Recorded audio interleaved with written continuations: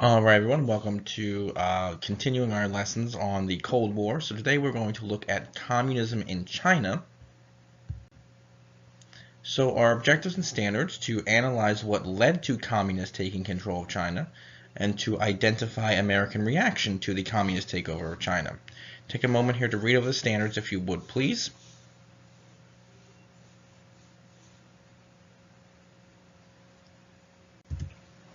And our desired result was, how did the United States react to the communist takeover of China? So communist struggles. Chinese communists had struggled against the government of Chiang Kai-shek, that gentleman right there, and the United States had supported the government of Kai-shek and had sent billions in aid. Now, Kai-shek was a nationalist, also had helped fight the Japanese during World War II. The communists also had done this as well.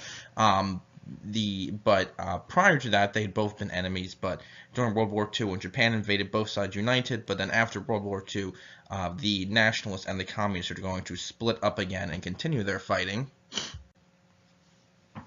But gaining support, many Americans were pleased with how China was being governed by Chiang Kai-shek, the nationalist leader. But U.S. officials were not feeling the same way.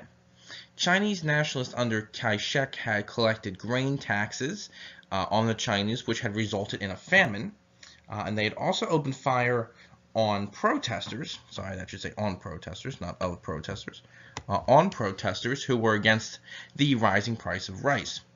So communists, led by Mao Zedong, had been gaining support from peasants, and they also gained support by improving food production and supporting education. That's Mao Zedong right there. By 1945, much of the northern area of China was communist, and this is the Chinese Civil War, or I guess you should say the continuation of the Chinese Civil War. Now, division quickly rose between the nationalists and the communists. America continued to support the nationalists run by Chiang Kai-shek, despite some of their policies, such as the taxes and opening fire on protesters.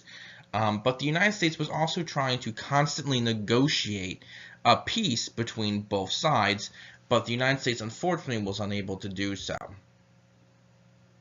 Now, American aid. President Truman refused to send troops to support the nationalists.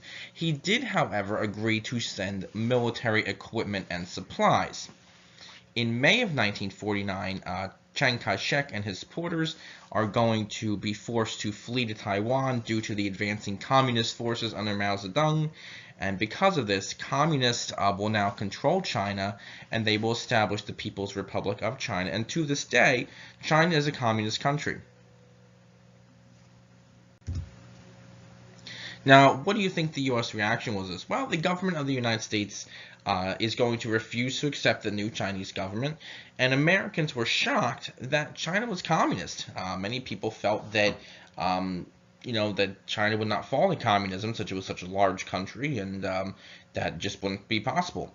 So many were shocked that also containment had not worked. Remember, containment had worked prior to this in containing or stopping the spread of the Soviets in Berlin. So many people were surprised that communism had kind of had some success here. Congress also attacked Truman, saying that he did not do enough to support the nationalists in China, and some Republicans actually claimed that the government, the United States government, had communists working for it. And we'll see this theme come up later on in the Cold War about the government and others accusing people of being communists in the American government or the American military, American society, and we'll see what happens with that. Alright, so I hope you have a good rest of your day. Please try your best on the questions that follow, and I'll talk to you guys soon.